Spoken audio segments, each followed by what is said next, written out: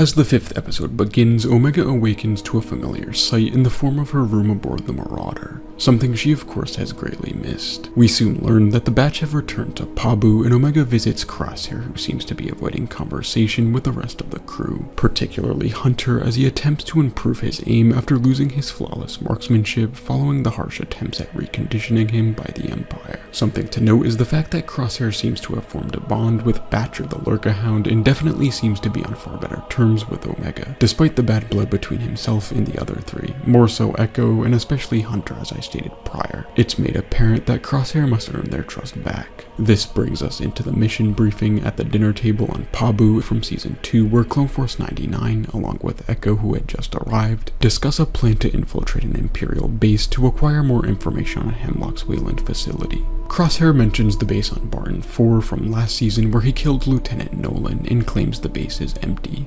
Despite their lack of trust in Crosshair, the batch head out to the snowy and frigid remote planet where Echo plugs into a panel to begin decrypting data, though before we move on, while still at the briefing, Tech is brought up as he is the one to usually decrypt information, and it's apparent that Crosshair certainly feels just as upset over Tech's death as the others. Nevertheless, a conflict would present itself in the form of a monstrous ice worm of sorts that begins attacking the crew at the outpost, forcing them inside for the time being. While inside, we witness Hunter watching Crosshair position deserted clone trooper helmets to create a memorial of sorts, as Crosshair unfortunately experienced, losing some of his clone brothers due to the Empire's lack of sympathy. A callback to Mayday's death. Interestingly, there's also another callback later on in the form of the birds we see circling Crosshair after he shoots Nolan in Season 2. Another thing I should have mentioned is the fact that Wrecker gives Crosshair back his old armor, stating that it didn't feel right getting rid of it, something that supports what I said in the breakdown for the first 3 episodes with regards to Crosshair gradually realizing that the Empire never cared for him, and perhaps his brothers actually did, but simply made a mistake leaving him on Camino in Season 1. Regardless, the crew come up with a plan to lead the worm outside the perimeter to then enable it once more after restoring power to keep the beast from further attacking them. Omega along with Hunter stay inside in order to prepare to toggle the power and in turn the perimeter,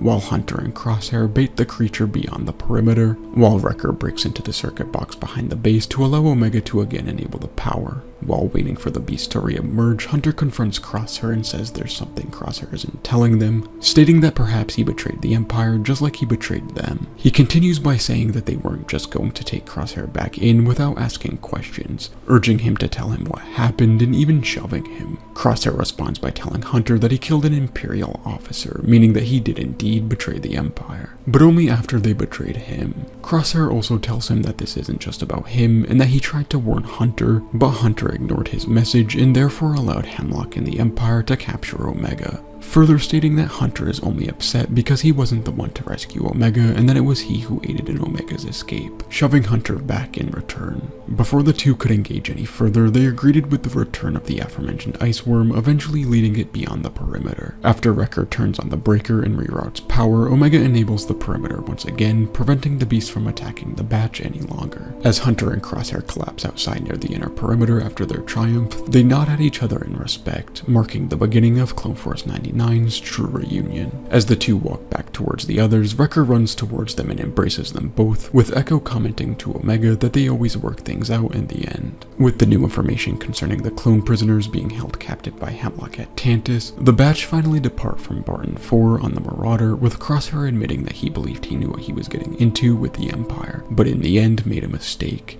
and Hunter stating that he's also made mistakes in the past, and that perhaps the both of them can do better within the galaxy, stating that hope still exists. Anyhow, I'm pretty hyped for next week's 2 episodes and expect some interesting surprises. It was great to witness Crosshair rejoin with his brothers and Omega, and I hope you all enjoyed the breakdown. Have a great day. See ya.